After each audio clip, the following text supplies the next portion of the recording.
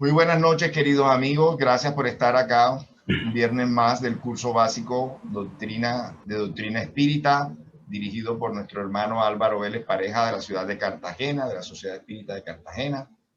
Además, con la participación de Sembradores del Camino de Bogotá y Fusenda de Barranquilla y muchos otros grupos y personas simpatizantes que le ha gustado esta propuesta y pues están con nosotros. Como toda tarea espírita, vamos a iniciar con una oración. Le vamos a pedir, bueno, les recuerdo que la jornada de hoy es de preguntas y respuestas, así que espero que hayan revisado todos los temas, todos los cursos, para que hoy pues le hagamos estas preguntas a nuestro querido Álvaro y pues sea bastante dinámica la jornada del día de hoy. Entonces vamos a iniciar con una oración. Le pedimos a nuestra hermana Nancy que nos la dirija. Nancy, por favor. Bueno, entonces muchas gracias, buenas noches. Igualmente un placer compartir este espacio con ustedes. Entonces nos disponemos, tratamos de poner nuestro pensamiento en blanco, lo que más podamos, ubicarnos, centrarnos en el espacio que nos encontremos, pidiendo en primer lugar la luz, la protección del mundo espiritual superior. Pedimos en amor la presencia del Maestro Jesús como nuestro guía, modelo,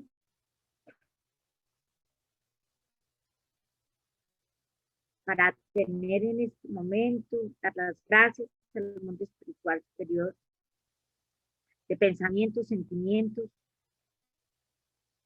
y de espíritus encarnados, todos comprometidos con nuestro crecimiento espiritual, moral. Gracias a estas oportunidades que se nos da de fortalecer nuestros conocimientos, vivenciarlos, ser los verdaderos multiplicadores para formar parte de ese grupo de obreros y trabajadores de la última hora, con herramientas suficientes para hacer esa luz en el camino para muchas personas que lleguen a nuestros centros espíritas y a nosotros mismos, poderlos guiar, orientar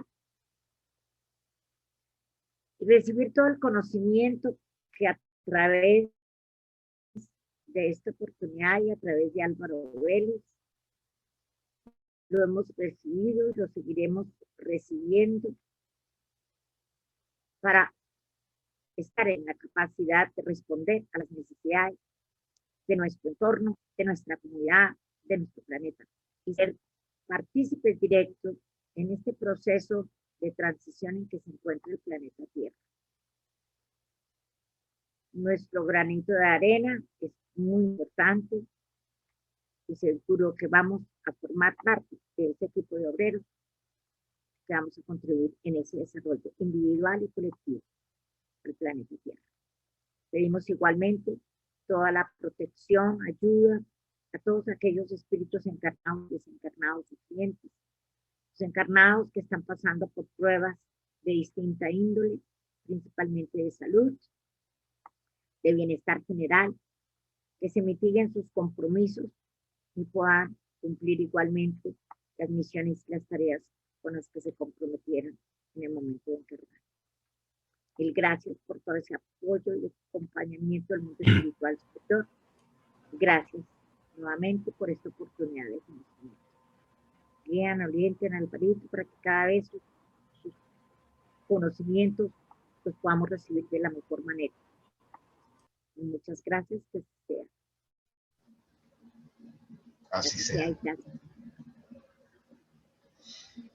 Bueno, Álvaro, nuestra semana 29, nuestra clase 29, hoy ciclo de preguntas y respuestas. La palabra es tuya. Gracias, como siempre, por estar aquí. Gracias. En primer lugar, un agradecimiento al Centro Espírita Sembradores del Camino de Bogotá, dirigido por Nancy Aguilera, También gracias a Abel Prasca y a la FUSENDA, Fundación Centro Espírita Mies de Amor, y a la Sociedad Espiritista de Cartagena, así como todos ustedes por habernos acompañado durante estas 28 clases, en donde hemos visto de una manera bastante general, con algunas precisiones, de los innumerables temas que nos presenta la doctrina espírita. Es como una muestra, como un curso introductorio, un curso básico, y que nos corresponde a nosotros los espíritas seguir estudiando y profundizando. Como habíamos anunciado, hoy vamos a hacer un ciclo de preguntas y respuestas para aquellas inquietudes relacionadas con los 28 temas, ¿no? Después haremos un receso de unas 3 semanas y el 4 de junio estaremos retomando con orientación teórica de la mediunidad. Entonces, bueno, vamos a iniciar este ciclo de preguntas y respuestas. Pueden hacerlas verbalmente o con el micrófono o por el chat. Veamos el chat, no hay nada escrito todavía. Si alguien tiene alguna inquietud que haya quedado de todo este tema, de los fundamentos del espiritismo, los libros, la vida de Kardec, la mediunidad, la reencarnación, es decir, son innumerables inquietudes que van quedando.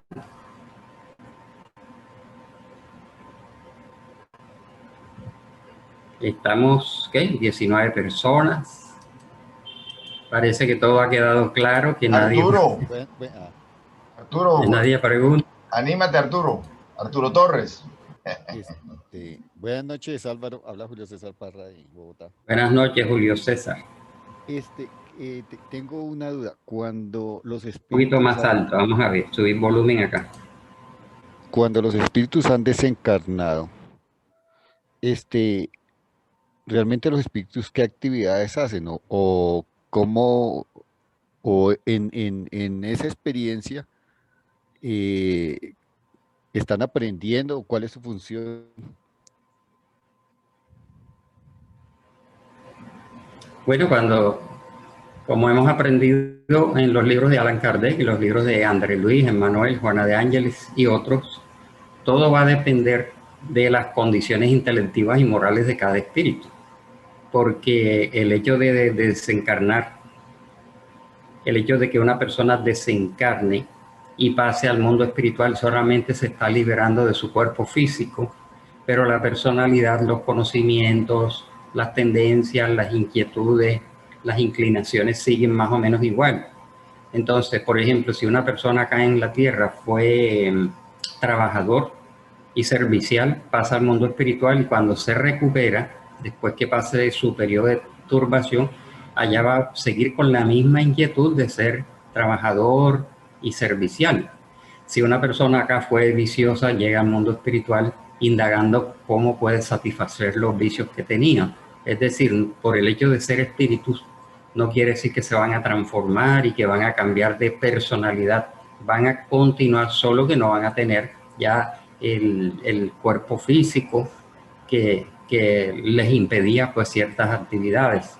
Las ocupaciones en el mundo espiritual son muy variadas y va a depender del estado moral, el estado intelectivo, las preferencias, ¿no? Hay espíritus que duran mucho tiempo deambulando por las zonas inferiores, otros se quedan apegados a los hogares o deambulando por los sitios públicos de las ciudades, visitan los sitios de su preferencia. Otros permiten o desean ser llevados a regiones más distantes del plano material y pueden ser llevados a puestos de socorro por los espíritus socorristas, les hacen tratamientos, orientaciones, se recuperan, se reencuentran consigo mismos. Otros son llevados a ciudades espirituales más distantes y allí indudablemente los directores de esas instituciones son unos psicólogos del alma que conocen perfectamente las preferencias y van ubicando, les van haciendo sugerencias de qué actividades pueden hacer. Algunos se vuelven vengativos, obsesores, perturbadores, otros con el tiempo llegan a ser protectores o se vinculan a labores de socorristas. en fin, infinidad de labores en el mundo espiritual dependiendo de las condiciones de cada uno. Es muy, muy variado y va a depender, repito, de las condiciones evolutivas, los deseos, las preferencias y las tendencias de cada espíritu. Entonces, las actividades son muchísimas y las vemos en los libros de André Luis.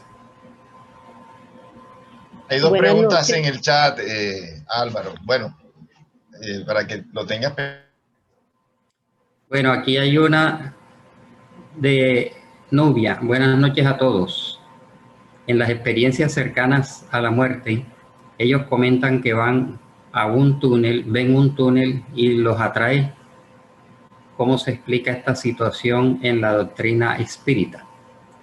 Bien, por fuera de la doctrina espírita han surgido muchos investigadores en Europa y en Norteamérica y hay infinidad de libros publicados, videos en YouTube, conferencias y ponencias en donde muchos autores, más que todo norteamericanos, preferentemente norteamericanos, se han interesado por el tema de las experiencias cercanas a la muerte. Y desde Elizabeth Kubler-Ross son centenares de investigadores que están en este campo y se dedican a interrogar a las personas que han tenido estas muertes aparentes o a que han sido sometidos a un estado de coma y tienen un desprendimiento, una proyección extracorpórea prolongada, lo que normalmente conocemos como desdoblamiento, pero este desdoblamiento es por el trauma que recibe su cuerpo físico. Van al mundo espiritual y ven un túnel, tienen estas descripciones y hemos encontrado en estas experiencias, y también va a depender de las condiciones, las creencias, las tendencias de cada una de las personas que no han desencarnado, sino que van al mundo espiritual, ven un túnel, algunos ven el túnel oscuro y ven espíritus oscuros en las paredes, en los alrededores. Otros ven el túnel claro, otros tienen una especie de pesadilla, otros no ven el túnel, ¿no? Porque conozco personalmente una experiencia de un trabajador de acá del edificio que fue herido en combate y tuvo una experiencia cercana a la muerte, a la desencarnación. Y resulta que él vio que él y un compañero llegaban a unos portones inmensos, como unas rejas muy bonitas, metálicas, muy grandes, y al compañero le abrieron las puertas y a él no se las abrieron. Entonces el compañero desencarnó y él regresó. No vio túnel, vio que iba flotando y de pronto se vieron ante esa especie de palacio o de templo, algo así. Entonces esto se explica en el sentido de que es un desdoblamiento provocado por traumas severos.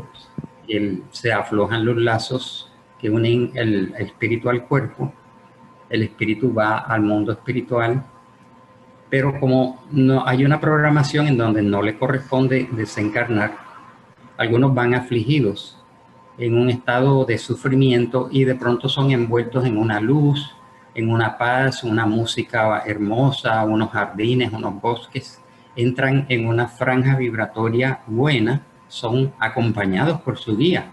Y cuando ellos dicen que vieron a Dios, vieron a Cristo, muchas veces no es sino su espíritu guía.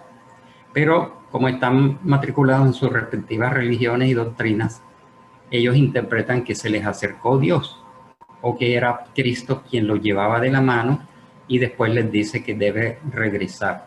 Entonces allí se mezclan también las creencias, se mezclan los conocimientos, las condiciones. Y las percepciones son muy variadas porque los relatos también son... Nos hemos quedado con la figura del túnel, pero no siempre es el túnel de luz, otros ven un precipicio, otros ven una luz, un paisaje. Es muy variado y es explicable perfectamente a la luz de la doctrina espírita. Son seres que no les corresponde desencarnar y regresan para continuar y se transforman. Vienen ya con otra mentalidad y cambian de rumbo a su vida. Les sirve como un llamado de atención, como un impacto que los hace encaminar sus pasos por el campo del amor, de la fraternidad y de la espiritualidad. Rubén pregunta cuál es el principal objetivo de la doctrina espírita. Como dijimos en una de las clases, mucha gente cree que el objetivo del espiritismo es dialogar con los desencarnados o saber las reencarnaciones pasadas. El objetivo principal del espiritismo es la espiritualización y la moralización del ser humano. Ese es el objetivo esencial e impulsarnos a nuestro progreso moral y espiritual. Alguien creo que dijo que quería hacer una pregunta. Arturo Torres, de viva voz. En vivo, ok. Hola Álvaro, Abel, muchas gracias. Buena. ¿Cómo estás? Ante todo quiero agradecer por la oportunidad de haber escuchado estas últimas lecciones. Bueno, ya últimas no, durante muchos meses, ya casi un año.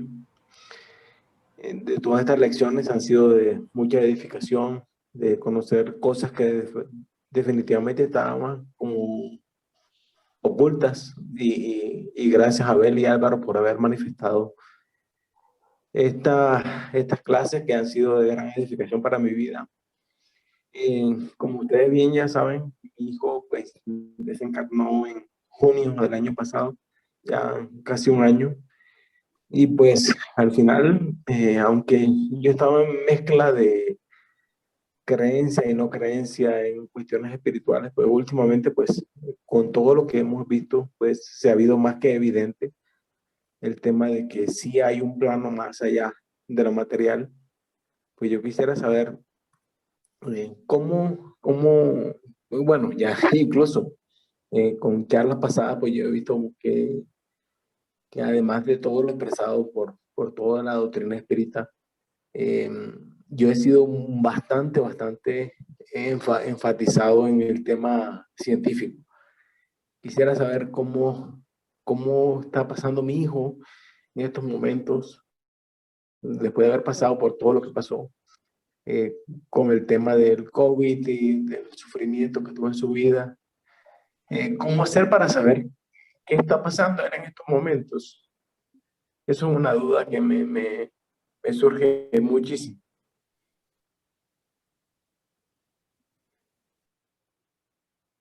Eso no me lo va a contestar este señor. Indudablemente esta inquietud es de muchísimas personas en la humanidad, de saber en qué estado está su familiar, su ser querido que ha partido, cómo le está pasando y cómo se encuentra. Es muy difícil saberlo específicamente, porque normalmente a veces encontramos que en un centro espírita al cual asistimos, de pronto hay alguna labor, alguna actividad de tratamiento, alguna relajación que nos hagan, etcétera. Y eventualmente, si el mundo espiritual lo considera, de pronto puede dar una imagen o una información de nuestros familiares, ¿no? Pero es supremamente difícil porque esto, digamos, obedece a una serie de parámetros y de principios que dependen mucho del plano espiritual, de los guías de nosotros, los guías de la persona. Normalmente entonces las personas llegan al centro espírita con esta inquietud, quiero saber de mi familiar, y nosotros decimos, nosotros sencillamente hacemos las reuniones mediúnicas y todo queda a cargo del mundo espiritual superior si nos quieren suministrar voluntariamente.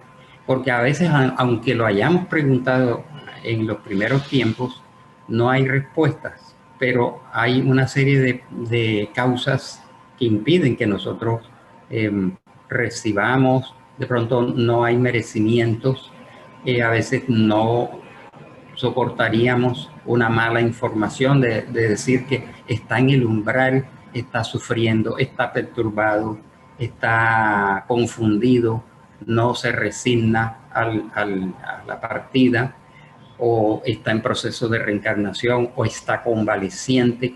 Son miles y miles de situaciones que impiden que el mundo espiritual venga a darnos una información directa. Generalmente cuando las recibimos en las reuniones mediúmnicas son espontáneas, es porque el mundo espiritual decidió, digamos, darnos esa dádiva de decir que su hijo está bien, su hija está bien, está en recuperación, o está en estado de sufrimiento, o está tranquila, o está tranquilo, o está feliz.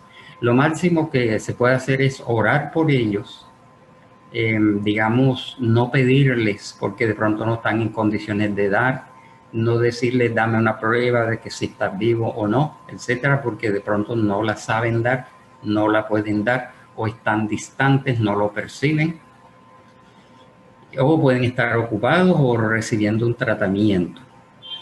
Entonces, nosotros lo que recomendamos es orar por ese ser, encomendárselo a Dios, vibrar positivamente por ellos, no reclamarles, no pedirles, no exigirles nada. Y a su debido tiempo el mundo espiritual, ya sea a través de un sueño, a través de una evidencia, a través de una información mediúnica, podría darnos. Resulta muy difícil entonces dar una respuesta exacta, y el movimiento espírita organizado no promete informar. Sí, aunque nos llegan centenares de inquietudes al respecto, lo único que podemos decir, vamos a orar y vamos a vibrar positivamente por tu ser querido, pero no prometemos que haya respuestas. Las respuestas dependen de Dios y de los guías, tanto de la persona como de nosotros. Lo mejor que podemos hacer es recordarlo en sus buenos momentos, orar por ellos, solucionar por ellos aquello que no lograron solucionar. Si tenemos resentimientos, perdonarlos, ¿no? Y no retenerlos, no evocarlos, porque a veces sin querer los atraemos y los atrapamos. Entonces, desearles todo el bien posible, y a su debido tiempo el mundo espiritual considerará la posibilidad de darnos una información que a veces llega inesperadamente. Gracias, Álvaro. Mira, definitivamente no hay reclamos. Al contrario, es solamente como una petición al plano espiritual. ¿Por qué pasó por esas cosas? Un deseo muy natural de saber de nuestro ser querido. Entonces, oremos por ellos y a su debido tiempo, desearles el mejor bien posible para que ellos trasciendan y progresen. Ahora, otra pregunta relacionada con lo mismo, porque en mucha o menor calidad siempre he estado en el plano de buscar explicaciones del porqué de tantas cosas del plano espiritual, del plano material. ¿Por qué esta cuestión del espiritismo no ha sido más difundida? O sea, ¿qué hace falta para que esto sea conocido por más personas y de pronto pueda ser algo más conocido, algo más profundizado, más estudiado? ¿Qué crees tú que hace falta? Y si yo puedo ayudar en algo, estoy a la orden. Bueno, es lo que estamos haciendo ahora mismo con estas redes sociales. Incluso ahora tenemos la mejor oportunidad de toda la historia de la humanidad y en toda la historia del movimiento espírita. Solamente hasta ahora es que tenemos la oportunidad de dar una gran divulgación de todas estas enseñanzas. Hay miles y millones de reproducciones de libros, videos, reuniones virtuales, conferencias y textos y muchas páginas web. Es una oportunidad maravillosa que los espíritas tenemos esta oportunidad y este deber y esta responsabilidad. Pero yo siempre he dicho que lo que sucede es la mala información y la mala imagen que se tiene del espiritismo y de los temas de espiritualidad.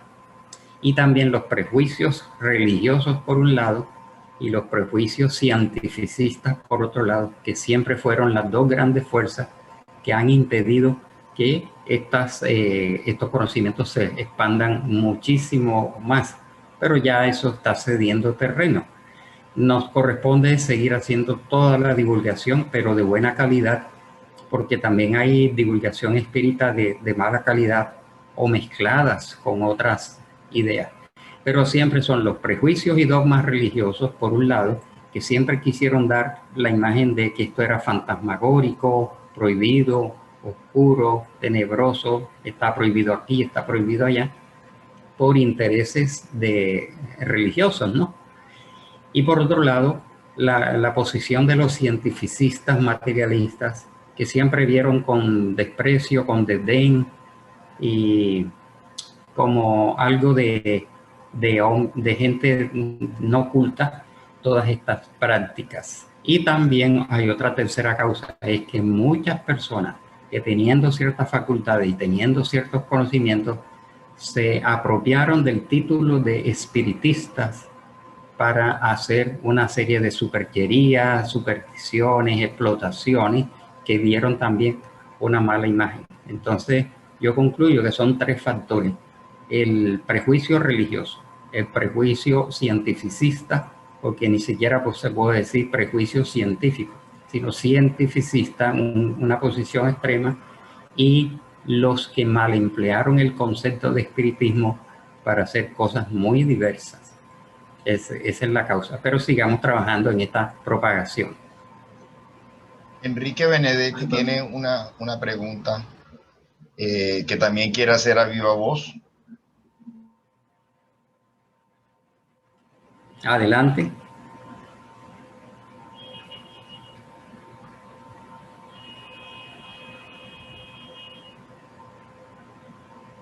Bueno, si no, está una pregunta escrita de Nubia, dice: nosotros no tenemos derecho de disponer de la vida de ningún ser humano. ¿Qué orienta la doctrina con respecto a la eutanasia que se le practica a los animales cuando están muy enfermos? Gracias. Bueno, el tema de la eutanasia no hizo parte del curso, ¿no? Es un tema bastante complejo, bastante difícil. Por ahí tenemos, sí, una conferencia al respecto de la eutanasia, las consecuencias que tiene para aquellos seres que reencarnan en esa eventualidad. Y como explica Juana de Ángelis, muchas de estas personas, para después hablar del tema de los animales, muchas de estas personas llegan a esas circunstancias en su vida porque vienen a un rescate de que en una vida anterior o fueron criminales o fueron suicidas, no valorizando la vida, no valorizando el cuerpo físico. Entonces vienen en esa eventualidad de que llegan a esa posición extrema porque en ese estado de no poder salir de esa situación o esa enfermedad terminal, son momentos de reflexión muy importantes para todos ellos, y que por lo tanto, si nosotros provocamos en ellos la eutanasia intencionalmente, sin haber llevado a un extremo, estamos cortándole a ese ser la oportunidad de esa valiosa reflexión que va a ser importante para su espíritu. Pero estamos hablando de eutanasia a seres humanos. En el caso de los animales, que no son espíritus propiamente dichos, sino principios espirituales en estado de evolución, ellos no tienen todavía el sentido moral, ni tienen el concepto, no lo han adquirido por evolución de responsabilidad de sus actos, ¿no? Entonces no están sometidos a una expiación ni a una prueba. En principio, por decirlo así, el alma de los animales no está sometido a expiación ni a prueba, sino a un proceso evolutivo. El dolor en ellos es dolor evolutivo para hacerlos despertar y avanzar. Por lo tanto, así visto muy superficialmente, puede decir, o muy rápido, si un animal está en una condición extrema y un profesional veterinario garantiza y dice que ya ese animal no tiene posibilidad de rescate, muy bien se le puede practicar la eutanasia, porque él no está pagando, no está rescatando, no está en un estado de expiación. Y si ya no tiene solución en el plano físico, vemos cómo abunda en el campo de la medicina veterinaria la práctica de la eutanasia como un acto de caridad, misericordia, amor y afecto hacia ellos. Irán al mundo espiritual y seguirán reencarnando y seguirán evolucionando. Estoy listo, doctor Abel. Sí, adelante, Enrique, adelante. Alvarito, es lo siguiente. Hay un tema del cual estoy perdido realmente. Pues usted lo tocó hace 8 días y es el de la transición planetaria. Yo quisiera saber eso en qué consiste, o mejor dicho, eso cuándo empieza y cuándo termina. Y el tercer punto es, eso significa que el mundo va a tener como una fractura espiritual. Eso está inspirado en los espíritus buenos. ¿Cómo es eso de la transición planetaria? Gracias. Bueno, muy buena pregunta, está muy de moda.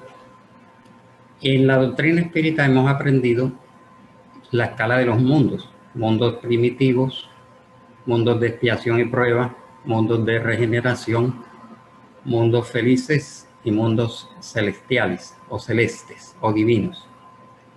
El maestro Kardec hizo esta clasificación partiendo de las informaciones que recibió, pero él dice que esta clasificación no es absoluta, es una aproximación, es una generalización, pero dice que los mundos de expiación y prueba van pasando paulatinamente a la condición siguiente, que son los mundos de regeneración, en donde va a predominar el bien sobre el mal.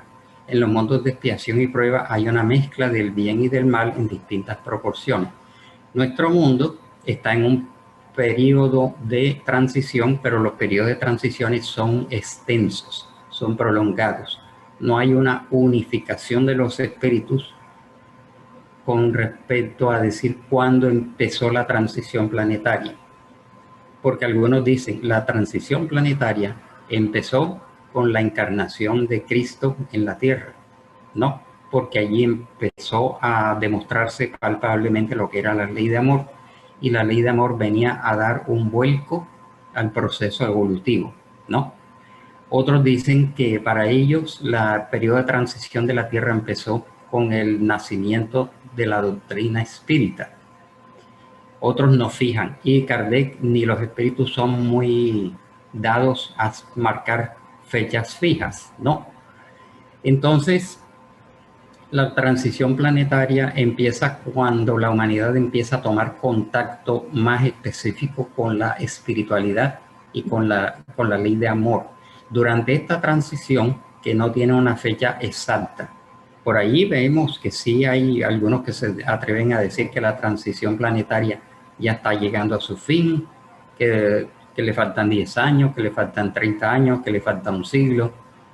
No, hemos escuchado conferencistas autorizados decir no hay una fecha exacta, pero lo que sí se sabe, como estamos viendo, es que la transición planetaria en la Tierra se está incrementando, ¿no?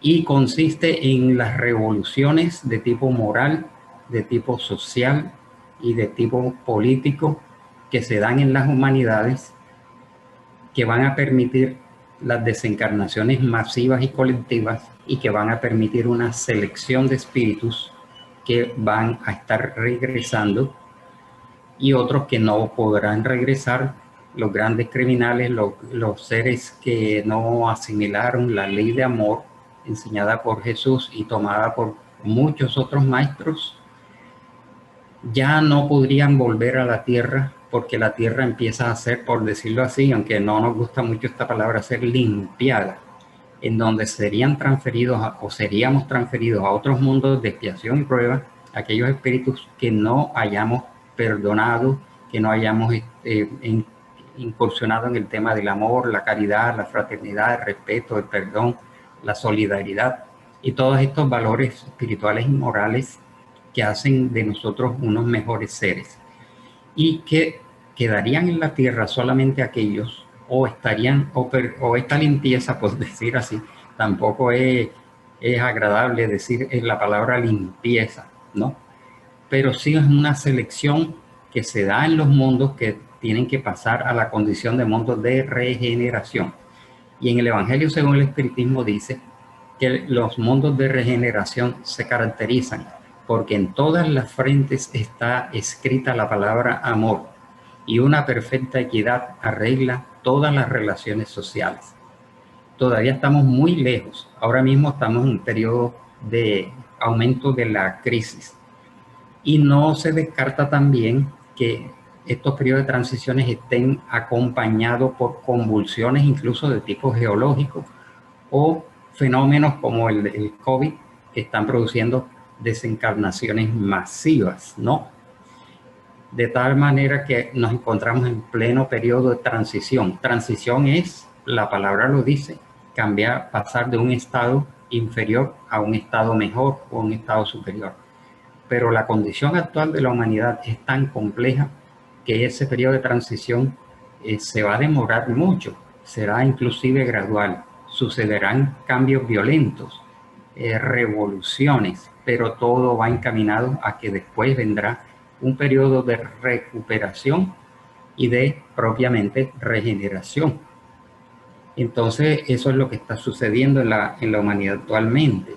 Se están acelerando estos cambios, pero al final solamente habitarán la Tierra, digamos, aquellos seres que estén en la sintonía con un mundo más ameno, más amoroso, más fraterno. No sabemos cuánto durará y no podemos arriesgarnos a decir ni una fecha, ¿no? Gracias. A ver, ¿hay alguna otra por ahí? Vamos a ver. No, escrita no hay. Alguien que quiera pues, utilizar el micrófono y que quiera en vivo y en directo. Permíteme, Álvaro, una preguntita sobre la Génesis.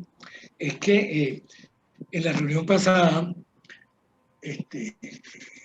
tú hablaste de una traducción de la Génesis con relación a los milagros y las predicciones, que era lo que había dicho Kardec, lo que se había escrito en la Génesis original, y las predicciones y los milagros y las profecías según el espiritismo. La editora del 18 de abril, Argentina, habla de las profecías. Entonces, no sé, en este libro tiene notas de Humberto Mariotti y de J. Herculano Pires, ¿cierto? Y yo creo que, bueno, no sé, se han dicho que y tú también has dicho que es la mejor edición que hay con relación a las otras ediciones que se han dado de la Génesis, inclusive el libro de los Espíritus. Entonces yo quiero saber qué opinas con relación a eso.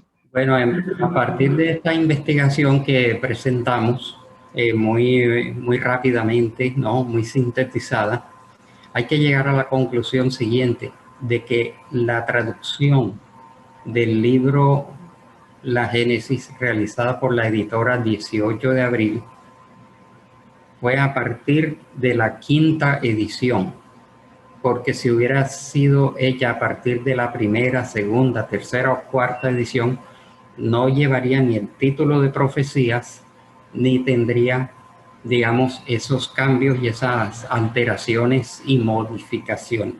Lo que se puede concluir es que fue una traducción no de la 1ª, 2ª, 3ª o 4ª, sino de la 5ª o de otra, en donde ya por la acción de esa otra organización que se fundó en Francia, hicieron unas modificaciones que ellos dijeron las dejó escritas el maestro Kardec, pero no hay prueba de esto, de que él autorizara eso.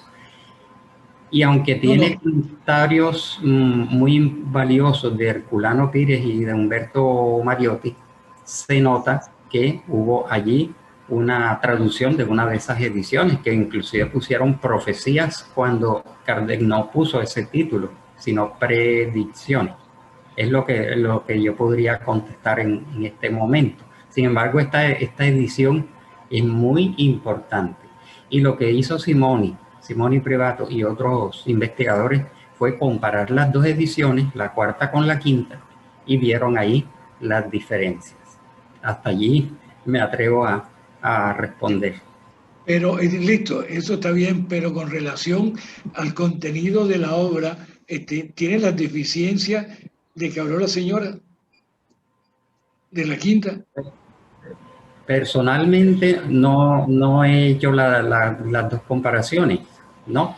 Pero sí nos tocaría esa labor de hacerla, ¿no? Porque aparentemente nosotros leíamos esa edición y no le encontrábamos nada extraño. Sin embargo, llegaron a la conclusión de que tiene 122 modificaciones. Entonces la respuesta personalmente no la puedo dar porque no he hecho la comparación. Entonces, ¿cuál es la invitación? Tomar la edición esta que hicieron de la Confederación Espírita Argentina y compararla con las otras ediciones que conocíamos. Y ahí podríamos ver los cambios que hay y qué tan importantes son y si afectan o no afectan. Listo, gracias.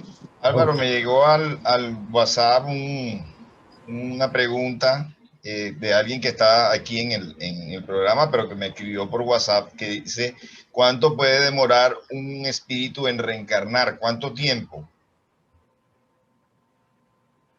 Ok, bueno, también es muy variable. Una vez le escuché a Divaldo Pereira Franco, que acabó de cumplir 94 años de edad. Un personaje muy admirable por toda su labor, todos lo conocemos, los 250 libros psicografiados, su labor asistencial, la trayectoria, el prestigio y todo.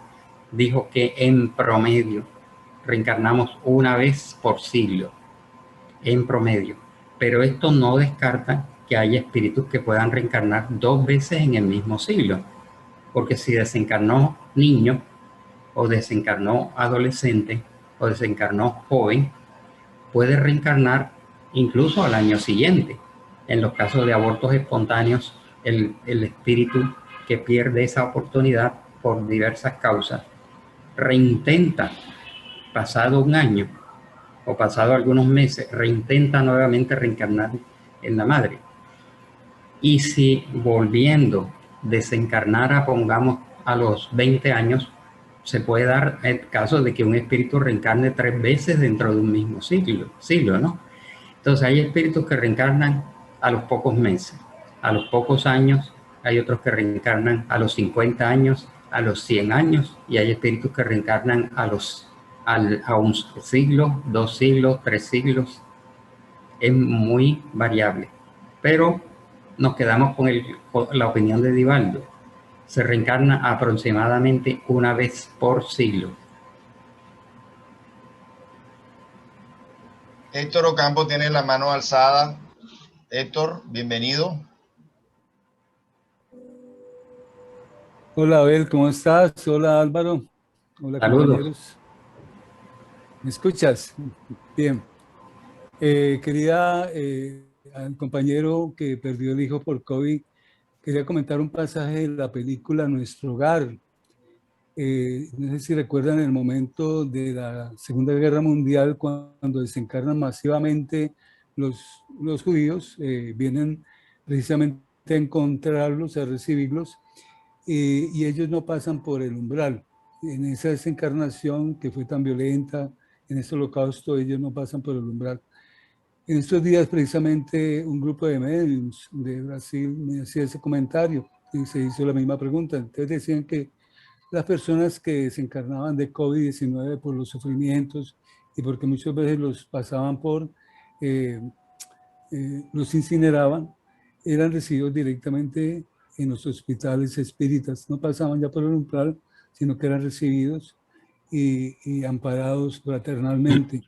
Los tratamientos que se me ha permitido seguir a través de los medios que colaboran, ellos veían cómo el paciente ya no lo veían en su cuerpo, lo veían en el mundo espiritual, inclusive antes de desencarnar, ya estaban siendo atendidos en el mundo espiritual.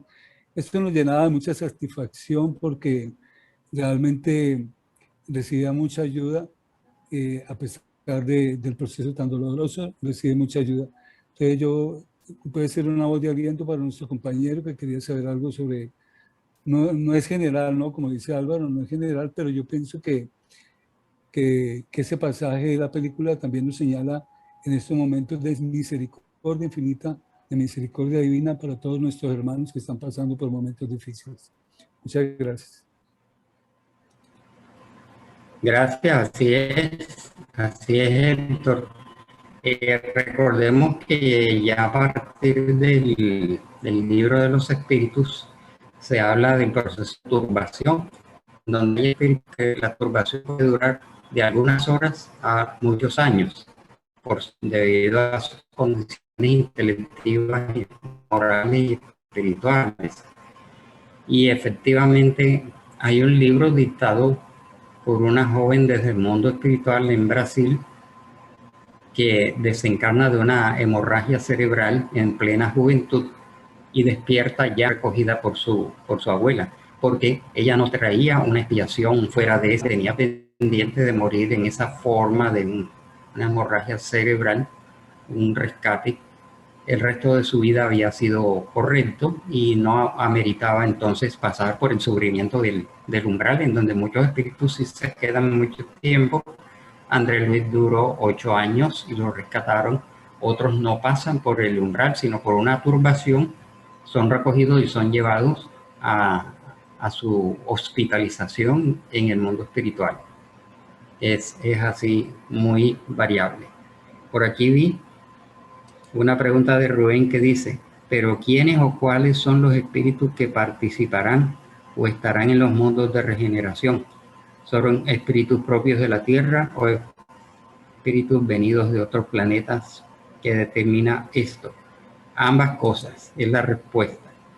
El mundo de regeneración de acá, cuando la Tierra sea mundo de regeneración, estará formado por espíritus de la Tierra que regresarán en reencarnación porque sus condiciones ameritan que ellos puedan volver a la Tierra, y vendrán espíritus de otros orbes a habitar la Tierra.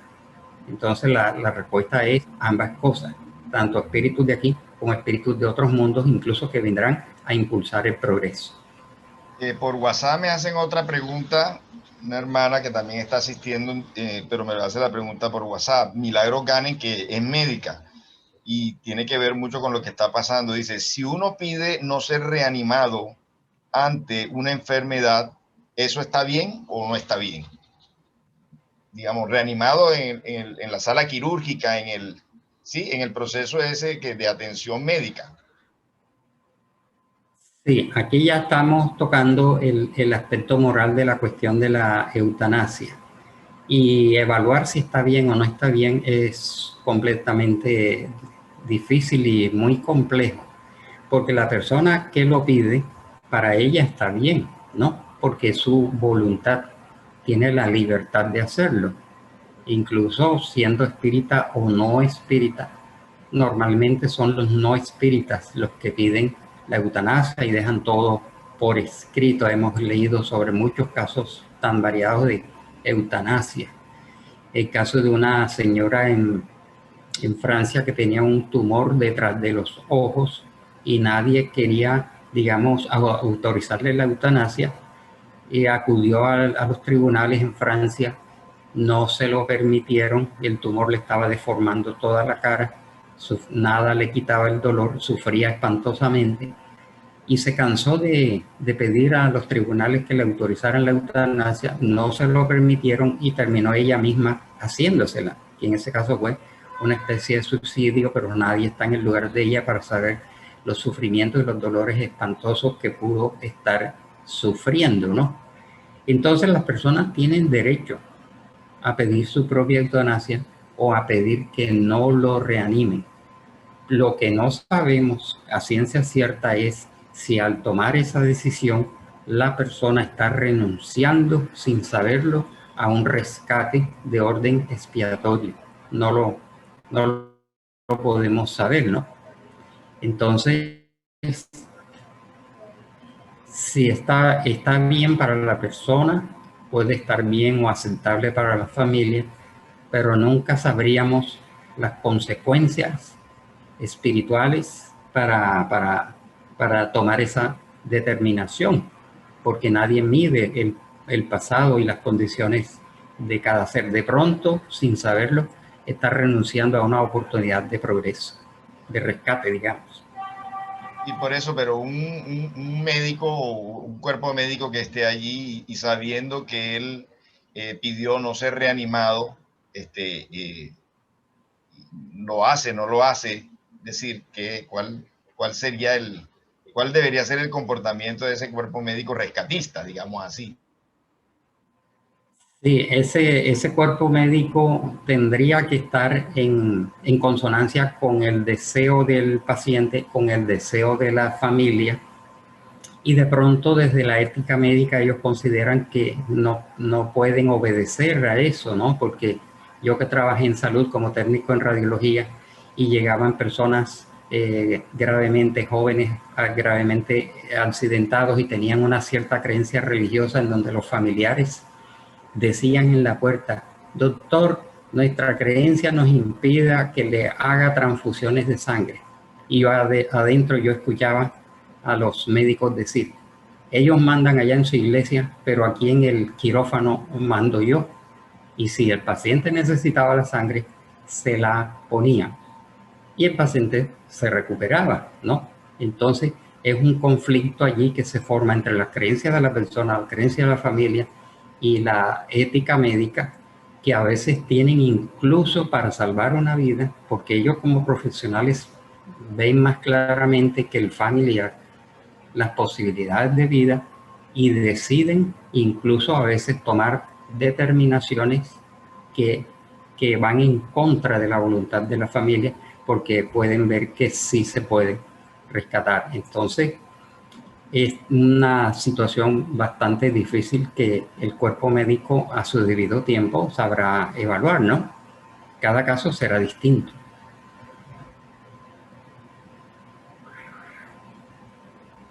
Hasta donde conozco y entiendo. Bueno, hay una, de pronto para los espíritas veteranos, pues puede ser muy clara la respuesta a esta pregunta, pero sin embargo esta persona no las hace, y es si los espíritus tienen niveles o escalas. Entonces, de todas formas, te la dirijo a ti, esta pregunta. Indudablemente, desde el libro de los espíritus y a lo largo de toda la enseñanza hay niveles y hay escalas evolutivas, ¿no?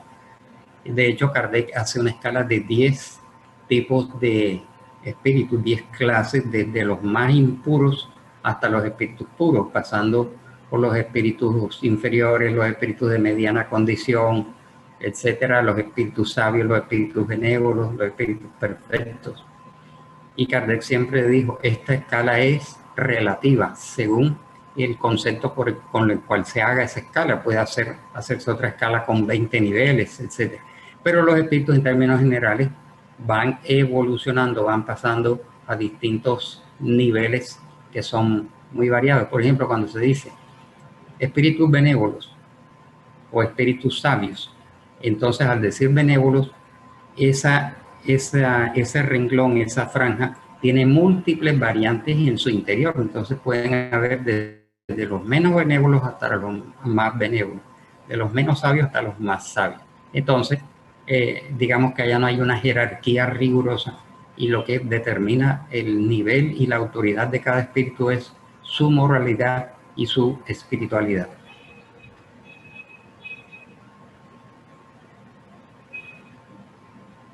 Bueno, a ver qué más hay por aquí. ¿Alguien más que quiera? Yo, pero no sé si las preguntas que yo tengo son de la clase, que usted, acuérdese que yo le he venido diciendo que tengo full preguntas, pero no sé si... Entonces, te voy a decir, Álvaro, Shirley ha entrado a algunas clases en directo, creo que fue una, y ha mirado algunas clases en diferido. Ella tiene algunas preguntas de tipo religioso, entonces, bueno, esperemos que las exprese, y tú en la posibilidad, pues, si puedes resolverlas, pues, adelante. Adelante, Shirley. Señor Álvaro, buenas noches, bendiciones. Buenas noches. Bueno, mire, así, a grosso modo de rapidez, yo conocí al señor Álvaro, el señor Abel, en una tienda de productos naturales. Y no sé ni por qué, ni me acuerdo, yo empecé a hablar con él. Total es que yo soy cristiana desde hace 25 años, pero hace 2 años dejé de congregarme por muchas cosas que empecé a ver y que no estaba de acuerdo. Pero yo en mi búsqueda espiritual he seguido mi comunión con Dios porque para mí el congregarme no tiene nada que ver con la posición que uno tiene que asumir en el Señor. Sí, yo he seguido en mi búsqueda. Luego me encuentro con todos estos temas y empecé a leer, pero no sé, tengo como una serie como una marea bien grande, una revoltura, porque para mí es imposible creer, y no se trata de lo que me enseñaron en la iglesia, o sea, Cristo murió y resucitó por mis pecados, y él dice en la escritura, y yo abrazo lo que no, ni siquiera un pastor, porque por eso me salí, porque yo peleaba mucho con el pastor, porque me gustaba argumentar mucho, pero si la palabra dice esto, porque aquello. Entonces, me pasó lo mismo, o sea, no tiene nada que ver con usted ni con la doctrina, sino soy una persona que me gusta argumentar mucho porque voy en pro de la verdad, no de tu verdad ni de la mía, no, si es cierto o no es cierto, no, de la verdad, porque al final lo que importa es eso, la verdad. Entonces, me cuesta mucho trabajo, bueno, si Cristo murió por mis pecados, dice que Él llevó en la cruz hasta la enfermedad, perdonó nuestros pecados, entonces, ¿cómo así de que yo tengo que expiar mis propios pecados? Entonces, no entiendo, no me entra, no lo puedo asimilar. No sé si que me pueda responder de eso. Sí, efectivamente esto sucede no solamente con este dogma de la Iglesia Católica o dogmas de otras religiones a las cuales respetamos, y dentro de ese dogma, dentro de esa religión, de esa creencia de la cual todos venimos, pero dimos el paso hacia la doctrina espírita, cuando empezamos a encontrar la incongruencia, la falta de lógica, la falta de razón de muchas de las enseñanzas allí contenidas. Entonces las respetamos y a los que las siguen al pie de la letra igualmente. Pero desde el punto de vista de la lógica, la doctrina espírita no comparte esa creencia porque hay una misericordia, hay una justicia divina que indica que cada uno de nosotros se hace responsable de nuestros actos positivos o negativos y que a partir de la justicia divina, la ley de causa y efecto es la que nos lleva a responder por todos lo malo que nosotros hayamos hecho, que en términos de la religión serían nuestros pecados. Es decir, hablando en los mismos términos, católicos y religiosos, cada uno tiene que responder por sus propios pecados. Y si fuera cierto que Cristo vino a redimir nuestros pecados y cargó con todos ellos, ¿por qué nosotros seguimos cometiéndolos? ¿Por qué razón tendría que Cristo, que vino hace 2021 años, tuvo que cargar tanto con los del pasado como los del futuro, quitándonos la responsabilidad? No, existe el concepto de responsabilidad personal en todos los actos del ser humano. Por lo tanto, a la luz de la lógica y a la luz de la enseñanza espírita, no se comprende ni se comparte esa afirmación. Cada uno de nosotros es responsable y Cristo a lo que vino fue a enseñarnos la ley de amor. Pero entonces, ¿para qué Carrizo murió Cristo y para qué tuvo que ser azotado? Mira que en Isaías 53 dice que todo esto formaba parte de un plan aplastarlo, causarle dolor, que sin embargo que cuando su vida sea entregada en ofrenda por el pecado, tendrá muchos descendientes, disfrutará de una larga vida y en sus manos el buen plan del Señor prosperará. Cuando vea todo lo que se logró mediante su angustia, quedará satisfecho. Y a causa de lo que él sufrió, mi siervo justo hará posible que muchos sean contados entre los justos, porque él cargará con todos los pecados de ellos. Isaías 53. Entonces, ¿dónde queda esto? Porque la Biblia es un libro mundial. Álvaro, antes de responderle a Álvaro, yo sé que tú ya estás en el margen del tiempo, entonces te pido entonces que le des pues la respuesta que te parezca a nuestra hermana y pues ya hacemos la conclusión y la oración. Sí, bueno, respetando lo que diga el texto y que no estamos enmarcados dentro de digamos, el dogma cristiano o el dogma católico de seguir al pie de la letra todo lo que dice allí, porque la doctrina espírita es de razón, de análisis, de lógica, de someter al tamiz de la razón, de la lógica, del sentido común y de la ciencia, todo lo que venga inclusive de los espíritus que digan ser espíritus superiores. Pero indudablemente la venida de Jesús a encarnar a la tierra fue programada por él mismo. Él hizo toda una programación en donde decide descender de las esferas de felicidad y superioridad en que él se encontraba, pero siendo el guía, el protector y el conductor de la humanidad, decide venir personalmente a dar un ejemplo viviente y una enseñanza clara de la ley de amor, la caridad, la justicia, el perdón, la tolerancia y todas las virtudes. Y para que su presencia en la tierra y en la humanidad quedara como una impronta profundamente marcada en la psiquis de la humanidad, decide que se iba a someter a todo lo que le quisieron hacer.